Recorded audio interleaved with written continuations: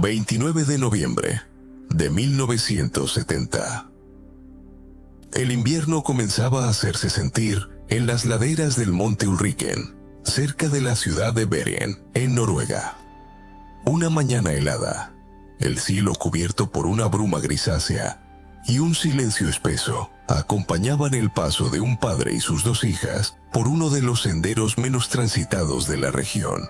Caminaban por Isdalen, conocido como el Valle de la Muerte, un paraje tan bello como inquietante, donde las historias de excursionistas desaparecidos y muertes inexplicables se habían transmitido durante generaciones.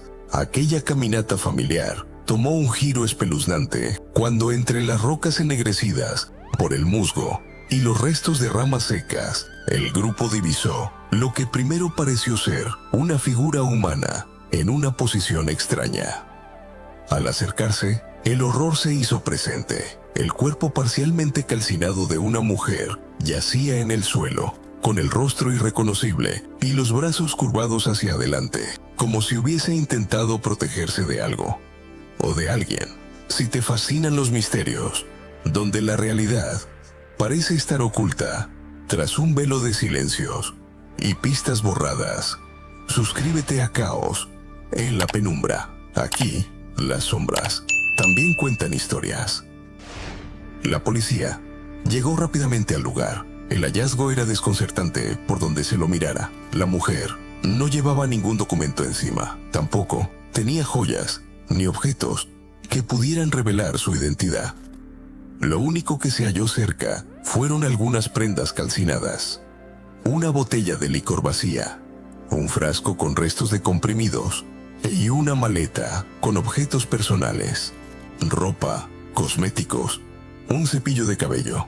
Pero todo, absolutamente todo, había sido manipulado para evitar su identificación. Cada etiqueta había sido cuidadosamente removida. Ni una marca, ni una procedencia, ni una pista clara. El cuerpo, gravemente quemado, no tenía señales evidentes de violencia física, pero la escena hablaba por sí sola. La autopsia reveló que la mujer aún respiraba cuando comenzó el fuego. Había inhalado humo y restos de combustible, lo que indicaba que no había sido quemada tras su muerte, sino que estuvo consciente durante parte del proceso. A eso se sumaba un dato perturbador. Tenía en el estómago una alta cantidad de somníferos, suficiente para causar pérdida de conciencia o incluso la muerte. ¿Intentó quitarse la vida? ¿O alguien se aseguró de que no despertará? Cuando los investigadores revisaron los objetos encontrados, notaron algo aún más extraño. La maleta contenía una cuchara alterada, gafas sin aumento, varias pelucas de diferentes estilos y colores, así como una libreta con símbolos y números, sin un patrón comprensible. Cada artículo parecía tener un propósito, aunque ese propósito estaba oculto bajo capas de misterio. Días después, en la estación de tren de Bergen, apareció una nueva pista. 2 maletas, depositadas días antes del hallazgo del cuerpo, que pertenecían a la misma mujer. Su contenido era aún más enigmático. Ropa de distintos estilos, cosméticos de lujo sin marcas, más pelucas, un par de zapatos elegantes y documentos, todos falsificados. Nombres distintos, nacionalidades diferentes. Era claro que aquella mujer había vivido bajo múltiples identidades. Si este caso ya te está dejando sin aliento, deja tu like y comparte este video con otros exploradores de lo oculto. En Caos, en la Penumbra, nos sumergimos en las preguntas que nadie se atreve a responder. La policía comenzó a reconstruir los pasos de esta mujer por Noruega. Y lo que emergió fue el retrato de una figura inquietantemente meticulosa. Había estado en Oslo, en Trondheim, en Stavanger. En cada ciudad usó un nombre distinto. En los registros de hoteles aparecía como Genevieve Lancier, Claudia Nielsen, Vera Jarl. Siempre pagaba en efectivo. En algunos casos, cambiaba de habitación varias veces sin razón aparente. se comportaba de forma extraña. Evitaba el contacto con otros huéspedes, permanecía días enteros sin salir y colocaba el cartel de no molestar durante largos periodos. Los recepcionistas y empleados la describieron como una mujer elegante, atractiva, muy reservada, que hablaba inglés, con acento, además de francés y alemán. Algunos afirmaron que llevaba pelucas diferentes según el día. Otros notaron que llevaba gafas sin graduación. Un detalle que llamó la atención de los investigadores. ¿Estaba disfrazándose, evitando ser reconocida? Todo parecía indicar que no era una turista común, sino alguien que se movía con una intención clara, pero inconfesable. ¿Quién era esta mujer?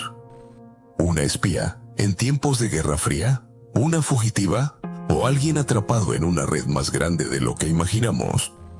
Cuéntanos tu teoría en los comentarios. Tu perspectiva también puede arrojar luz sobre este misterio. La presión mediática aumentó. La policía pidió ayuda a Interpol.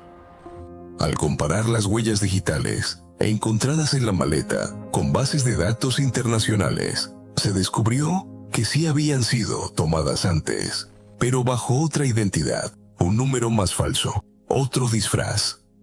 La mujer parecía haber pasado años borrándose de cualquier registro que pudiera vincularla con su origen, y lo había hecho bien, pero el cuerpo hablaba.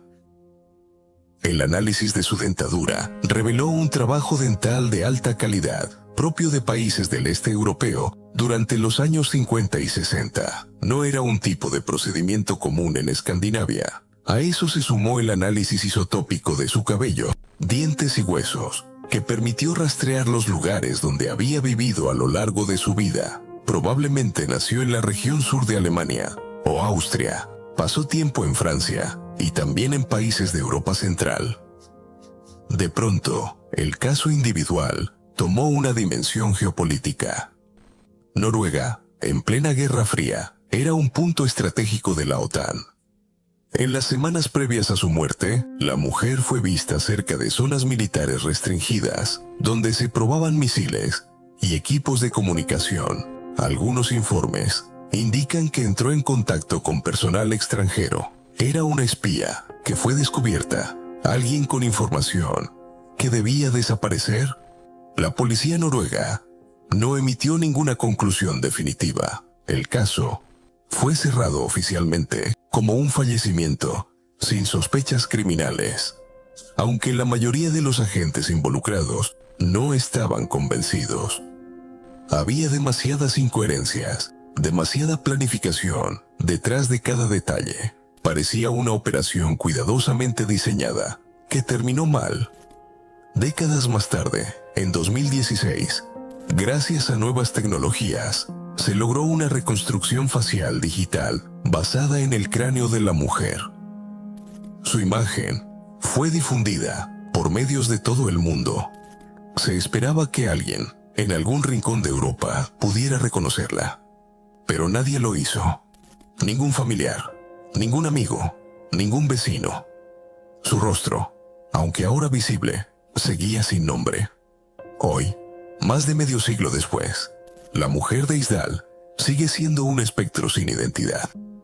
Su historia permanece abierta, no por una investigación oficial, sino por la insistencia de periodistas, investigadores independientes y ciudadanos que se niegan a aceptar el olvido. Si este relato te ha estremecido tanto como a nosotros, suscríbete a Caos en la Penumbra. Aquí, donde la oscuridad se transforma en relato, seguimos rastreando lo que otros dejaron atrás. Quizá algún día alguien reconozca su rostro digital. Quizá una carta antigua, un diario olvidado o un archivo desclasificado arroje luz sobre quién fue. O quizá no. Tal vez esta mujer eligió desaparecer para siempre, sin imaginar que, al hacerlo, se convertiría en uno de los mayores enigmas no resueltos de Europa.